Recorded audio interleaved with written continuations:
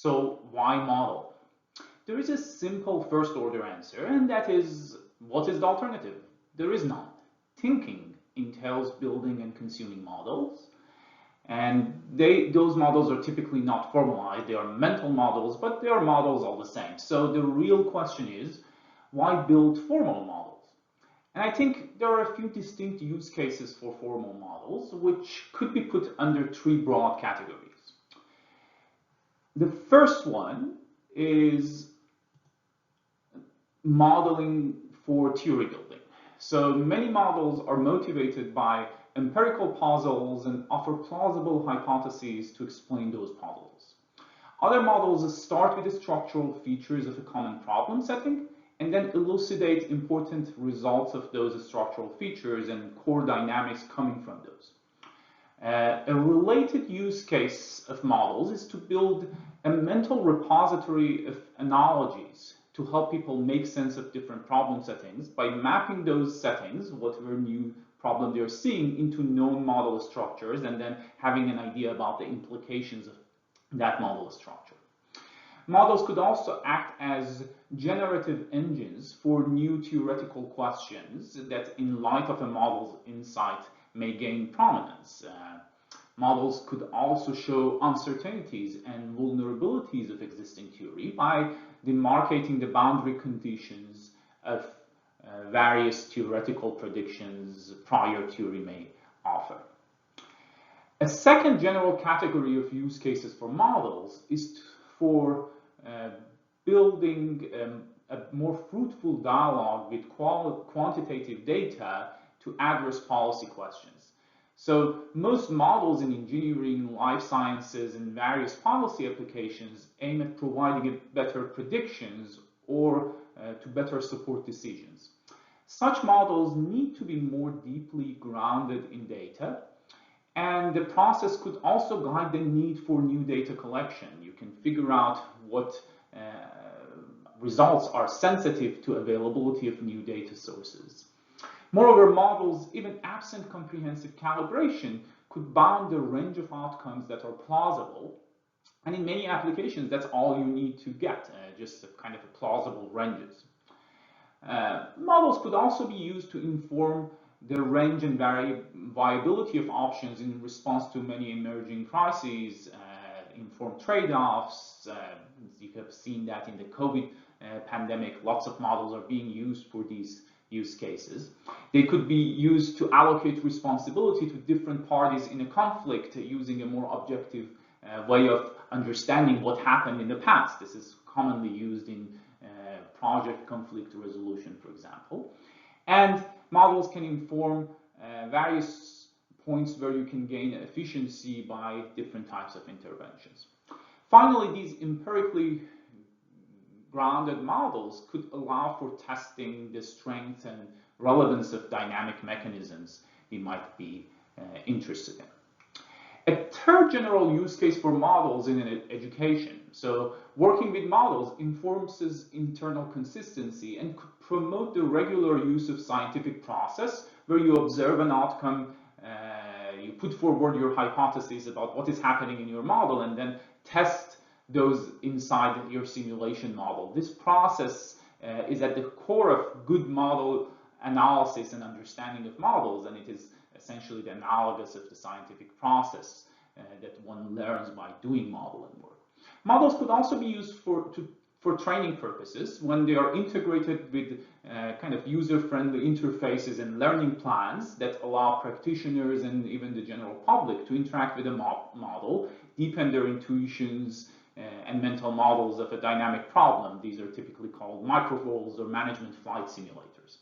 Finally, models could act as boundary objects to discipline the dialogue process in policy debates. So stakeholders can see how their view and the mechanisms they are familiar with are integrated into a model, and then they can interact see how those mechanisms interact with what others bring to the table and gain intuition about implications of those interactions and gradually come to appreciate the complexity of a typical systemic problem.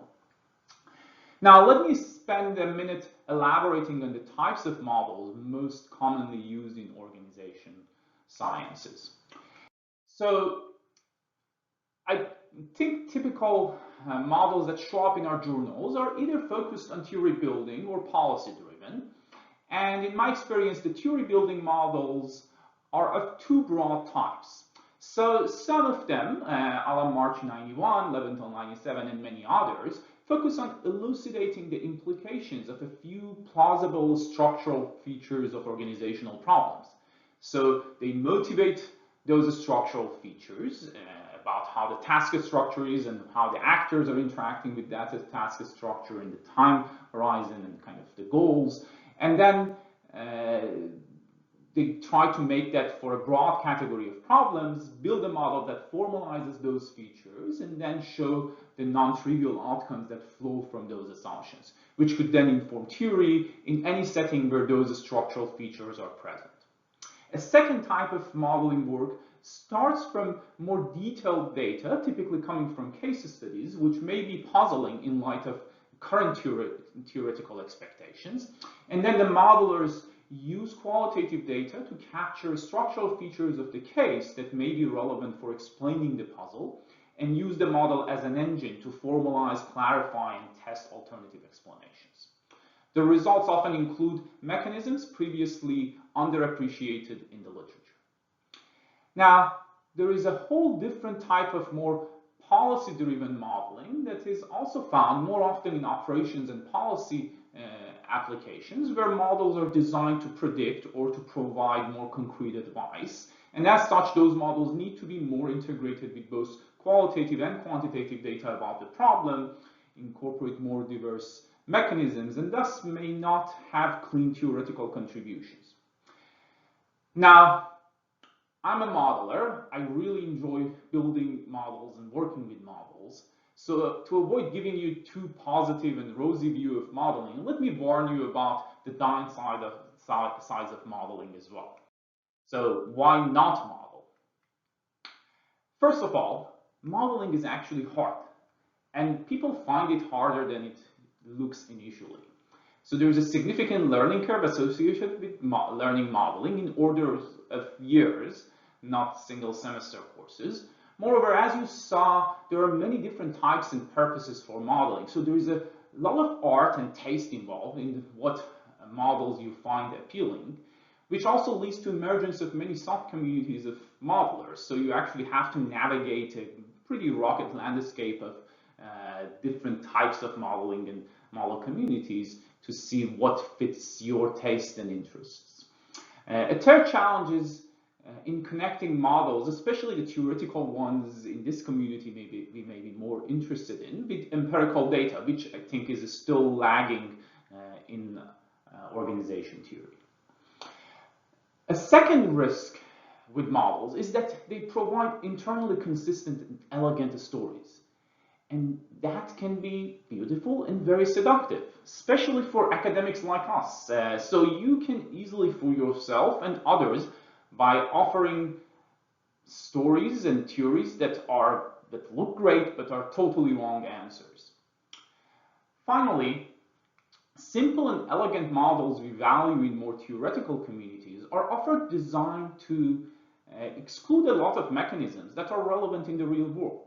So these models give great analogies, but may fail miserably when they are applied to thorny practical problems.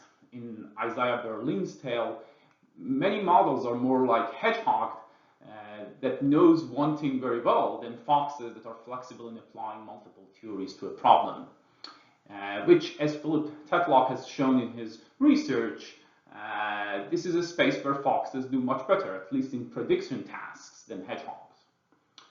Now, if you want to get your hands dirty with modeling, keep some remedies for these challenges in mind. Make sure you're familiar with different model types so that you can gradually build your own informed taste in modeling. And enjoy the modeling process, but don't get too much attached to any model. All models are wrong by definition. Then think about different ways you can triangulate your models with different types of data. That helps build more confidence around what you're learning from the modeling process.